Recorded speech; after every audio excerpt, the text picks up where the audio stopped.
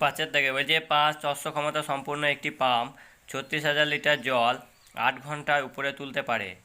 7 500 ক্ষমতা সম্পূর্ণ পাম্পের 63,000 লিটার জল তুলতে কত সময় লাগবে ত্রৈরাসিক পদ্ধতিতে হিসেব করি। বসে দেখি 10.2 পাঁচের গণিতের ভাষায় সমস্যাটি হলো তাহলে একদিকে অক্ষমতা সম্পূর্ণ পাম্প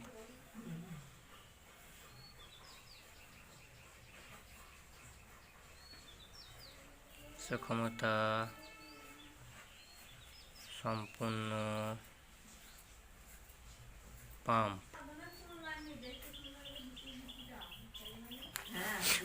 আর একদিকে হচ্ছে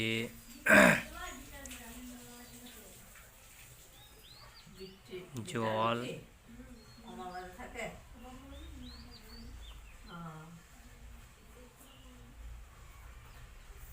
আর একদিকে হচ্ছে সময়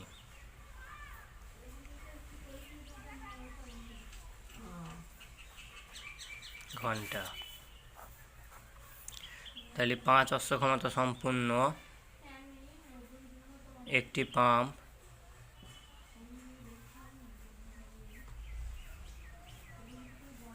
3600 লিটার জল 8 ঘন্টার উপরে তুলতে পারে। তাই 7 500 ক্ষমতা সম্পূর্ণ পাম্প 63,000 লিটার জল তুলতে কত সময় লাগাবে ত্রৈরাসিক পদ্ধতিতে হিসাব করি। তাই প্রথম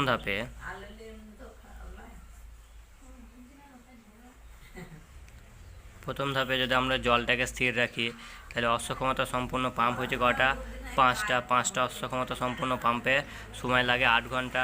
তাহলে এদিকে পাম্প যেহেতু বেড়েছে, পাম্প বেড়ে হয়েছে কটা, 7টা হয়েছে, তাহলে সময় নিশ্চয় কম হবে। তাহলে এদিকে একটা বাড়লে একটা কমলে সেটা হয় ব্যস্ত সম্পর্ক। তাহলে অক্ষমতা সম্পূর্ণ পাম্প সংখ্যা বৃদ্ধি পেলে প্রথম ধাপে অক্ষমতা সম্পূর্ণ পাম্পের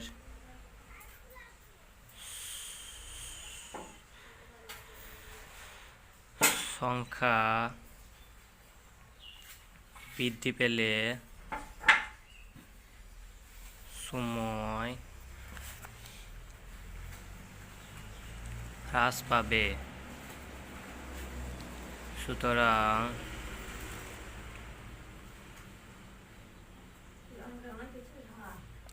অক্ষমতা সম্পূর্ণ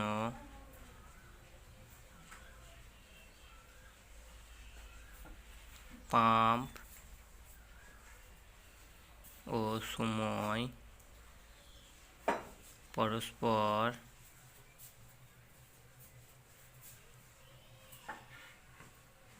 ব্যস্ত সমানুপাতি। এখানে যেটা একটা লিখতে হবে সেটা হচ্ছে জলকে স্থির রেখে, জলের পরিমাণকে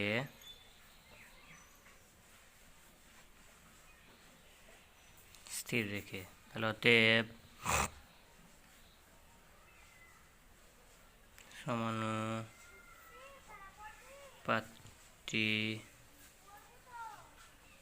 হবে, ব্যস্ত সমানুপাত হলে এটা উল্টে যাবে, হবে কত 7:5, দ্রুত সমানুপাত 8 জিজ্ঞাসা চিহ্ন।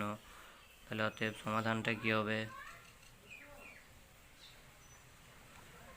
সমাধানটি হবে 5 × 8/7 মানে দ্বিতীয় পদ গুণিত তৃতীয় পদ বাই প্রথম পদ। এটা হচ্ছে চতুর্থ পদ নির্ণয়ের সূত্র। দ্বিতীয় ধাপে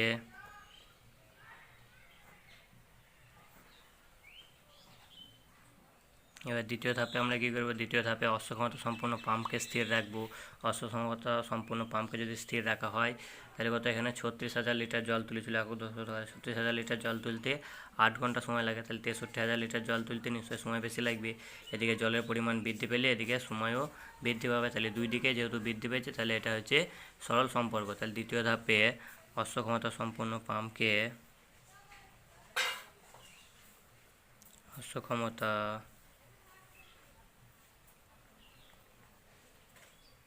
সম্পন্ন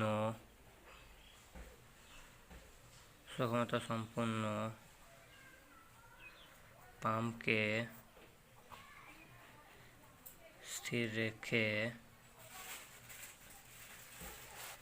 জলের পরিমাণ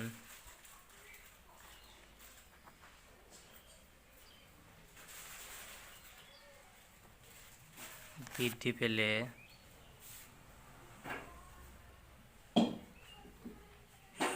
সময়ও বৃদ্ধি পাবে। সুতরাং জল ও সময়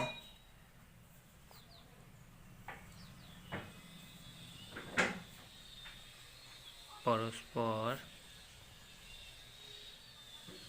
সরল সমানুপাতি। তাহলে অতএব সমানুপাতটি হবে কী হবে? সরল সমানুপাত হলে যা আছে তাই হয়ে যাবে। 3600 আছে আগে, তাহলে এখানে হবে 36,000। তারপরে আছে 63,000, যেহেতু সমানুপাত 8। তারপরে জিজ্ঞাসা চিহ্ন। তাহলে সমাধানটা হবে কি? তাহলে অতএব সমাধানটি হবে, দ্বিতীয় পদ হচ্ছে 63,000 গণিত 8 এবং 10,000 বাই প্রথম পদ 36,000। অতএব দুটি ধাপকে একসঙ্গে করে পাই। তাহলে প্রথম ধাপে কে ছিল? প্রথম ধাপে ছিল 5, 8 গণিত 5/7, আর দ্বিতীয় ধাপে 63,000 বাই 36,000।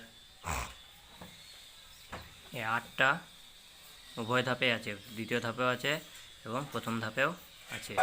এবার এটা কাটাকাটি করলে উত্তর পাওয়া যাবে। 1, 2, 3টি শূন্য, এদিকে 3টি শূন্য কেটে গেল।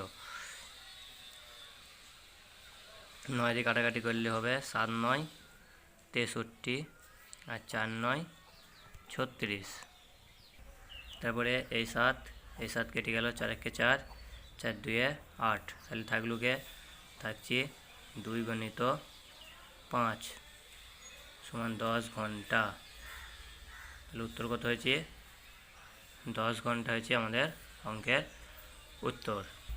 তাহলে অতএব 10 ঘন্টা সময় লাগবে। 6টাতে বলা আছে, একটি কারখানায় 5 অশ্ব ক্ষমতা ও 3 অশ্ব ক্ষমতার দুটি মোটর আছে। 5 অশ্ব ক্ষমতার মোটরটি 8 ঘন্টা চালালে 20 একক বিদ্যুৎ খরচ হয়, আর 3 অশ্ব ক্ষমতা সম্পূর্ণ মোটরটি 10 ঘন্টা চালালে কত একক বিদ্যুৎ খরচ হবে ত্রৈরাশিক পদ্ধতিতে হিসাব করে। তাহলে 5 অশ্ব ক্ষমতা মোটরটি যদি 8 ঘন্টা চালানো হয় 20 ইউনিট বিদ্যুৎ খায়, মানে 20 একক বিদ্যুৎ খায়। আর যদি 3 অশ্ব ক্ষমতা মোটরটি 10 ঘন্টা চালানো হয় তাহলে কত একক বিদ্যুৎ খাবে সেটা ত্রৈরাশিক পদ্ধতিতে হিসাব করতে হবে। 6 গণিতের ভাষায়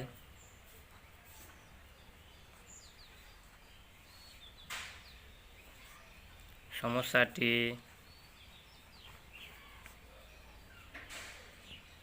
হলো। তাহলে এদিকে কী কী ছিল? অশ্ব ক্ষমতা সম্পূর্ণ মোটর, একদিকে হয়েছে মোটর মৌকাটর ও মোটর, এটা হচ্ছে কি অশ্ব ক্ষমতা সম্পূর্ণ।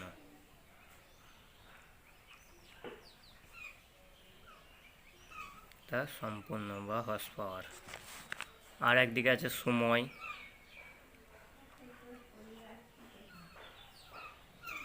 ঘন্টা, আর একটা হচ্ছে বিদ্যুৎ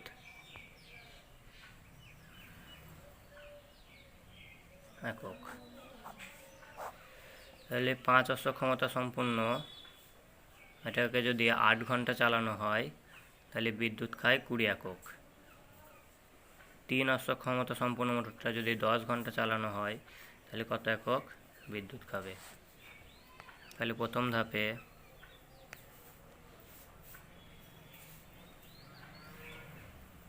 সময়কে স্থির রেখে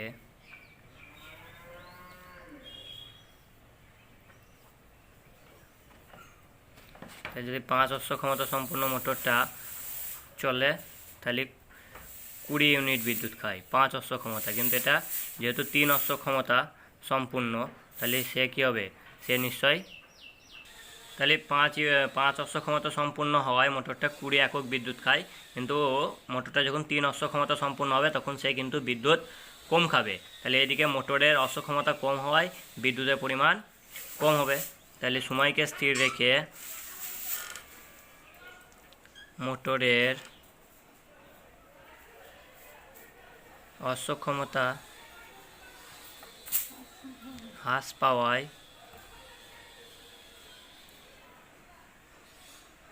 বিদ্যুতের পরিমাণও হ্রাস পাবে।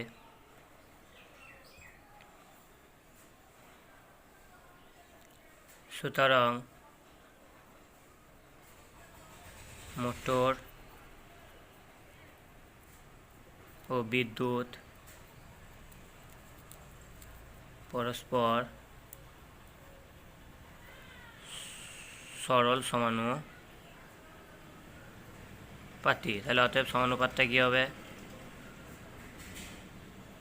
সমানুপাতটি হবে যেহেতু সরল সমানুপাত তাহলে 5:3 সমানুপাত 20 অনুপাত জিজ্ঞাসা চিহ্ন। সমাধানটি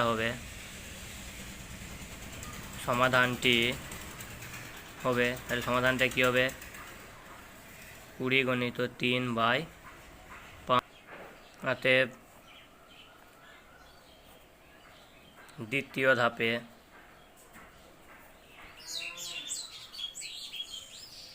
মোটরকে স্থির রেখে যদি 8 ঘন্টা চলে, মোটরটাকে স্থির রাখলে যদি 8 ঘন্টা চলে 20 ইউনিট বিদ্যুৎ খায়, মানে 20 একক বিদ্যুৎ খায়।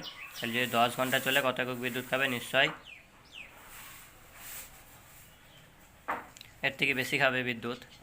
8 ঘন্টা চললে 20 ইউনিট, 10 ঘন্টা যদি চলে এটা তাহলে বিদ্যুৎ বেশি খাবে। তাহলে এদিকে সময় বাড়লে বিদ্যুতের পরিমাণও বাড়বে। তাহলে অতএব এটা কি সম্পর্ক, এটা হচ্ছে সরল সম্পর্ক। তাহলে মোটরকে স্থির রেখে সময় বৃদ্ধি পেলে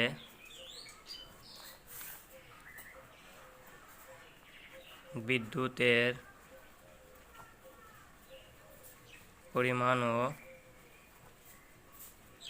বৃদ্ধি পাবে। সুতরাং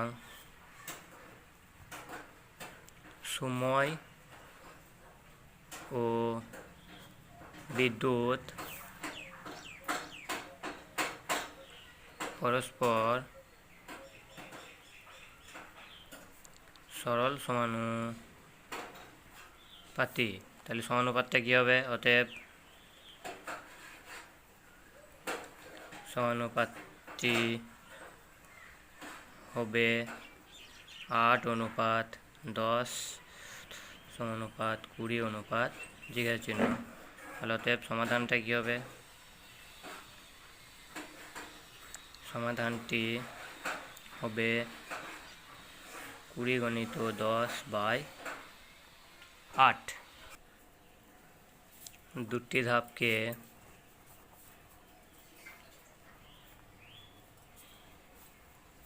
একসঙ্গে করে পাই। দুটি ধাপকে যদি একসঙ্গে করা হয় তাহলে কত পাবো, যেহেতু 8 20টা উভয় ক্ষেত্রে থাকছে তাহলে 20টা এখানে কমন আসছে। তারপরে ওই 3/5 3/5 গণিত এদিকে থাকছে দ্বিতীয় ধাপে 10/8।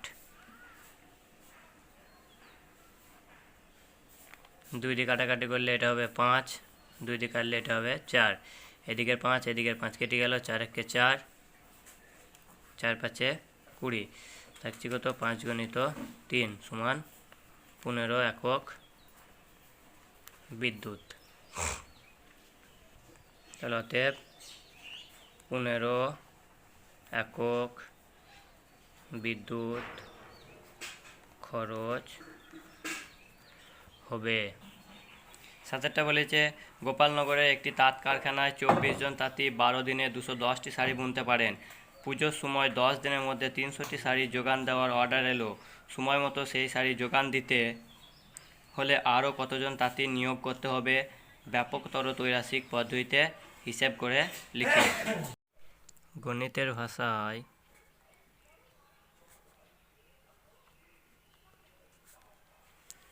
সমস্যাটি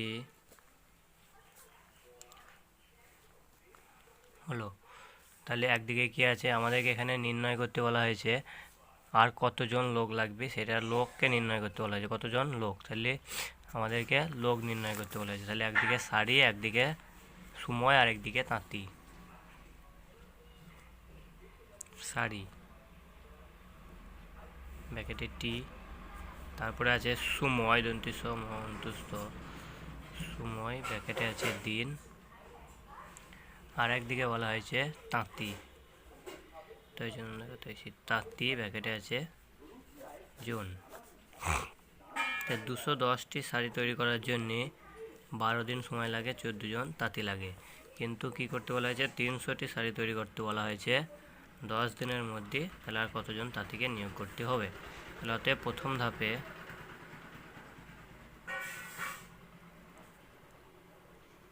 প্রথম ধাপে যদি আমরা সময়টাকে স্থির রাখি, তাহলে 210টি যদি শাড়ি তৈরি করা হয় তাহলে 14 জন তাঁতি দরকার হয়।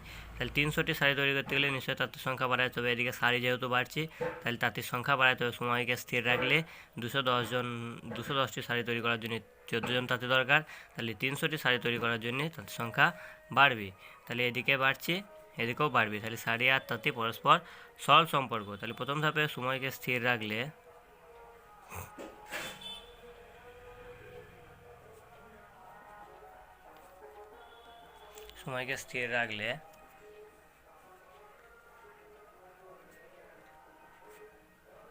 শাড়ির সংখ্যা বৃদ্ধি পাওয়ায়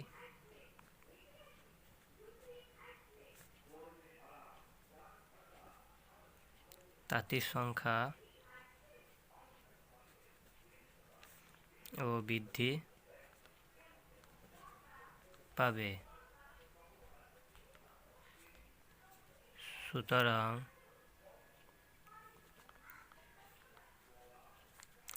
শাড়ির সংখ্যা ও তাঁতির সংখ্যা পরস্পর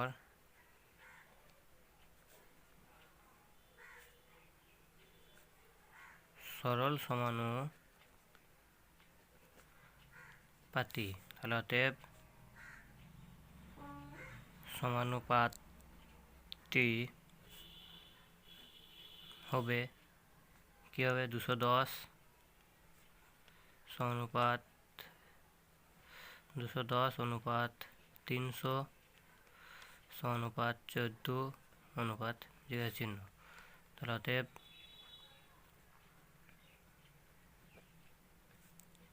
সমাধানটি হবে দ্বিতীয় পদ গণিত তৃতীয় পদ বাই প্রথম পদ।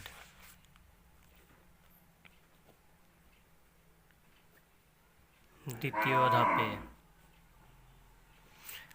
ধাপে যদি আমরা শাড়ির সংখ্যাকে স্থির রাখি, তাহলে সময় 12 দিনে 14 জন তাঁতি দরকার হয়। 12 দিনে যদি শাড়ি বোনা হয় 14টি তাঁতি দরকার হয়। কিন্তু যদি 10 দিনে শাড়ি বুনতে যায় তাহলে 14 দিনে নিশ্চয় হবে না, কারণ সময় কমে গেলে তাঁতি সংখ্যা বাড়াইতে হবে। তাহলে এদিকে একটা কমছে আর এদিকে একটা বাড়ছে, তাহলে একটা কমে একটা বাড়া হলে পরে সেটা হয় ব্যস্ত বা বিপরীত সম্পর্ক। তাহলে দ্বিতীয় ধাপে শাড়ির সংখ্যা স্থির রেখে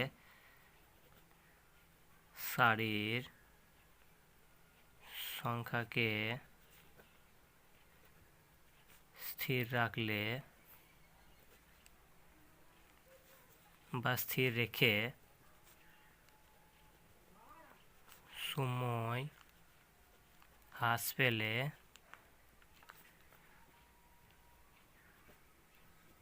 তাঁতির সংখ্যা বৃদ্ধি পাবে। সুতরাং সময় ও তাঁতির সংখ্যা পরস্পর ব্যস্ত সমানুপাতি। অতএব সমানুপাতি হবে। ব্যস্ত সমানুপাত হলে কী হবে, এই 10টা নিচে আছে সেটা আগে আসবে, আর 12টা উপরে আছে এটা পরে আসবে। তাহলে 10:12, 14:14 জিজ্ঞাসা চিহ্ন। তাহলে অতএব সমাধানটি হবে দ্বিতীয় পদ কোনটা 12, আর এখানে তৃতীয় পদ 14। তাহলে 12 × 14 বাই প্রথম পদ হচ্ছে 10। তাহলে অতএব দুটি ধাপকে একসঙ্গে করে পাই, দুটি ধাপকে একসঙ্গে করে পাই। তাহলে দেখো প্রথম ধাপে কে আছে, প্রথম ধাপে আছে 300 × 14/200, 14 × 300/210, এটা আছে প্রথম ধাপে। দ্বিতীয় ধাপে দেখো 14 কিন্তু প্রথম ধাপে আছে, দ্বিতীয় ধাপে আছে, তাই এখানে 14 লিখলাম। তাহলে এখান থেকে 14টা যদি আগে থেকে লেখা হয়ে থাকে তাহলে কে থাকছে দ্বিতীয় ধাপে 12/10, তাহলে গণিত 12/10। এবার কাটাকাটি, 300-এর একটা শূন্য, 210-এর একটা শূন্য, এই 10-এর একটা শূন্য, 30-এর একটা শূন্য কেটে গেল। তাহলে এখানে 3 1 3, 3 7 21, 7 1 7, 7 2 14। তাহলে থাকলো কত 12 × 2, 12 × 2 সমান কত হয় 24 জন। কিন্তু আমাদেরকে উত্তর কী চেয়েছে, আমাদেরকে উত্তরে বলা হয়েছে পুজোর সময়ে 10 দিনের মধ্যে 300টি শাড়ি যোগান দেওয়ার অর্ডার এলো। সময় মতো সেই শাড়ি, সময় মতো যদি শাড়ি মানে 12 দিনের মধ্যে যদি শাড়ি সময় মতো সেই শাড়ির যোগান দিতে হলে আর কতদিন, মানে 10 দিনের মধ্যে 300টি শাড়ি তৈরি হলে আর কতদিন তাঁতি নিয়োগ করতে হবে। তাহলে আমাদের তাঁতি অলরেডি কতজন নিয়োগ হয়ে আছে, তাঁতি আমাদের অলরেডি 14 জন নিয়োগ হয়ে আছে। তাহলে লিখতে হবে অতএব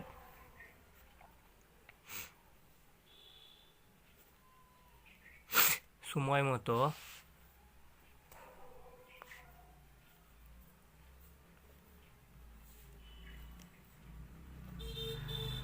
সেই শাড়ি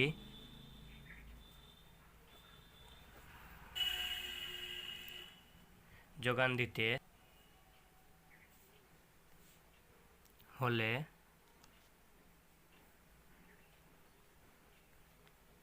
আরও 24 - 14 সমান 10 জন তাঁতি নিয়োগ করতে হবে। এটা হচ্ছে আমাদের অঙ্কের অ্যান্সার। এবার দেখো 8টা বলছে একটি সংস্থা জাহাজ থেকে 10 দিনে জাহাজের মাল নামানোর বরাত পেয়েছে। সংস্থাটি তার জন্য 280 জন লোক নিয়োগ করেছে। 3 দিন পর দেখা গেল কাজটির 1/4 অংশ সম্পূর্ণ হয়েছে। আর কতজন লোক নিয়োগ করলে কাজটি সময় মতো শেষ হবে তা ত্রৈমাসিক পদ্ধতিতে হিসেব করি। তাহলে একটি সংস্থা জাহাজ আছে, 10 দিনে জাহাজের মাল নামানোর বরাত পেয়েছে। সংস্থাটি তার জন্য 10 দিনে মাল নামানোর জন্য কতজনকে নিয়োগ করেছে, 280 জন লোককে নিয়োগ করেছে। কিন্তু কি হয়েছে 3 দিন পর যখন 3 দিন কাজ হয়ে গেছে, তাহলে আর যখন আর 7 দিন কাজ বাকি আছে, যখন 3 দিন কাজ হয়ে গেল তখন দেখা গেছে 1/4 অংশ কাজ সম্পূর্ণ হয়েছে, সম্পূর্ণ কাজের 1/4 অংশ সম্পূর্ণ হয়েছে। তাহলে আর কতজন লোক নিয়োগ করলে কাজটি সময় মতো শেষ হবে, মানে আর কতজন লোককে নিয়োগ করলে কাজটি 7 দিনে আমরা শেষ করতে পারবো, সেটাই ত্রৈমাসিক পদ্ধতিতে হিসাব করতে বলা হয়েছে।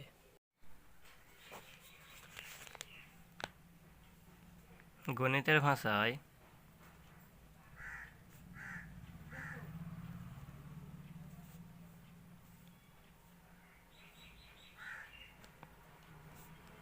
সমস্যাটি হলো, তাহলে আমাদেরকে প্রথমে যেটা লিখতে হবে সেটা হচ্ছে গণিতের ভাষায় সমস্যাটি হলো। তারপরে একদিকে লিখো দিন, যেটাকে বলা হচ্ছে সময়। তারপরে আছে কাজের পরিমাণ ব্র্যাকেটে শ্রমিক, অংশ, লোক সংখ্যা।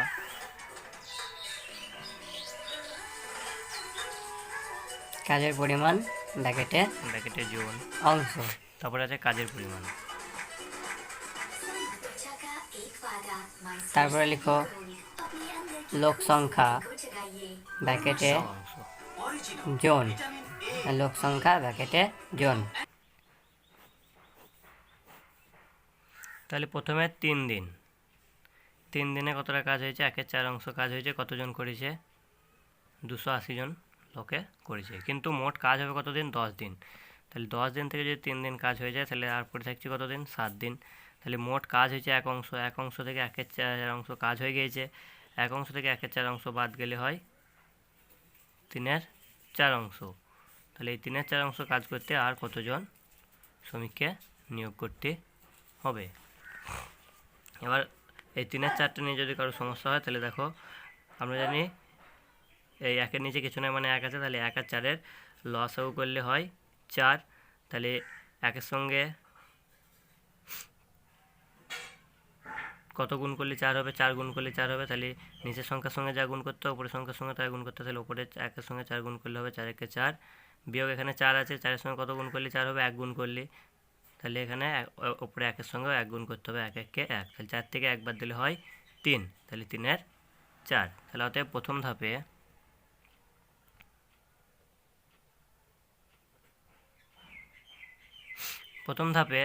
প্রথম ধাপে যদি আমরা লোক সংখ্যাকে স্থির রাখি, প্রথম ধাপে যদি আমরা লোক সংখ্যাকে স্থির রাখি তাহলে দিন আর মানে সময় আর কাজের পরিমাণের মধ্যে সম্পর্ক নির্ণয় করতে হবে। তাহলে দেখো যে 3 দিনে কাজটা 3 দিন যদি কাজ করা হয় তাহলে 280 জন লোককে প্রয়োজন হয়। কিন্তু যদি আমরা 7 দিনে কাজ করি তাহলে 280 জন লোকের প্রয়োজন হবে না, কম লোকের প্রয়োজন হবে। তাহলে এদিকে বাড়ছি, এদিকে কমছি। তাহলে এটা কী হবে? পরস্পর বিপরীত বা ব্যস্ত সম্পর্ক। তাই প্রথম ধাপে লোক সংখ্যাকে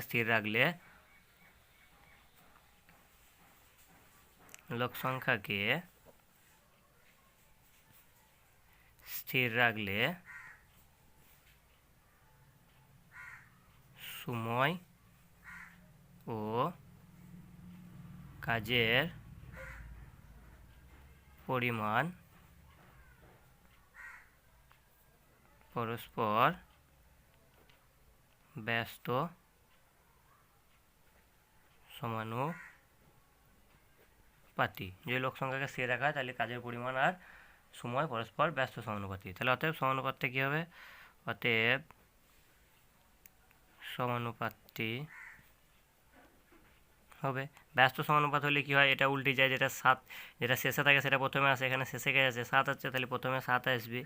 তারপরে প্রথমে যেটা আছে 3 সেটা শেষে চলে পরে আসবে। তারপরে সমানুপাত চিহ্ন, তারপরে এদিকে 280 আছে, 280, তারপরে চতুর্থ পদ নির্ণয় করতে হবে। তাহলে অতএব সমাধানটি হবে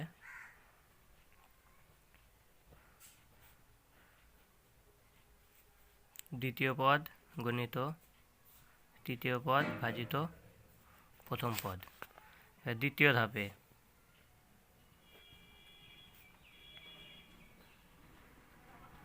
ধাপে একই রকমভাবে যদি আমরা সময়টাকে স্থির রাখি তাহলে সময়টাকে স্থির রাখলে কী হবে? 1/4 অংশ কাজ করতে যদি 280 জন লোক লাগে, 3/4 অংশ কাজ করতে কী হবে? লোক সংখ্যা বাড়াতে হবে, কারণ কাজ বাড়লে লোককে বাড়াতে হবে। তাহলে এদিকেও বাড়লে এদিকেও বাড়ছে, এদিকেও মানে দুই দিকেই বৃদ্ধি পেলে সেটা হয় সরল সম্পর্ক। তাহলে দ্বিতীয় ধাপে সময়কে স্থির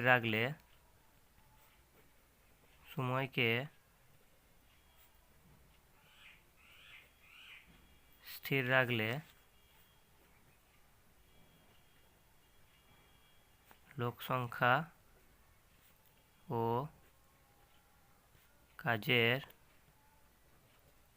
পরিমাণ পরস্পর সরল সমানুপাতি,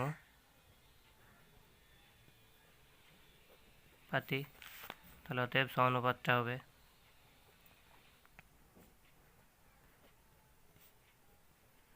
সমানুপাতটা হবে কি, সরল সম্পর্ক হলে পরে আগে যেটা থাকে সেটা আগে হবে। আগে আছে কত 1/4 সমানুপাত কি আছে পরে 3/4, ওটা অনুপাত। তারপরে এবার সমানুপাত 280 অনুপাত জিজ্ঞাসা চিহ্ন। তাহলে অতএব সমাধানটি হবে বা চতুর্থ পদটি হবে। সমাধানটি না লিখে লিখতে পারে চতুর্থ পদটি হবে, যেহেতু আমরা চতুর্থ পদটা নির্ণয় করব। তাই চতুর্থ পদটি হবে কী হবে, তৃতীয় পদ 3/4 গণিত 280 ভাজ প্রথম পদ 1/4, এটা। তাহলে অতএব দুটি ধাপকে একসঙ্গে করে পাই, দুটি ধাপকে একসঙ্গে করে পাই। দুটি ধাপকে যদি একসঙ্গে করে তাহলে কী হবে, আমরা যেহেতু চতুর্থ পদ নির্ণয় করব, তাহলে চতুর্থ পদে ছিল কত 280, সেটাকে আগে লিখো 280 গণিত 3/7, এখানে 280 আছে সেটা লেখার দরকার নেই, তাহলে আছে কত 3/4, তারপরে আছে ভাগ 1/4। তাহলে ভাগ থাকলে সেটা কী হয়ে যায়, গুণ করতে গেলে সেটা উল্টেই যায়। তাহলে 1/4টাকে গুণ করে আকারে লিখলে কী হয়ে যাবে, 4/1।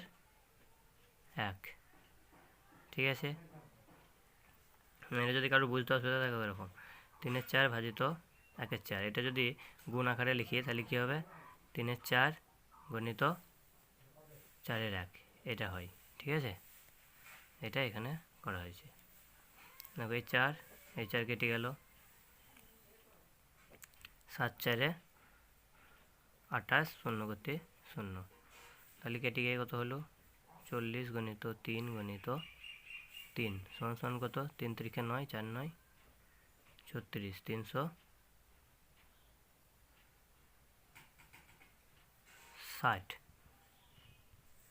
360 জন শ্রমিক।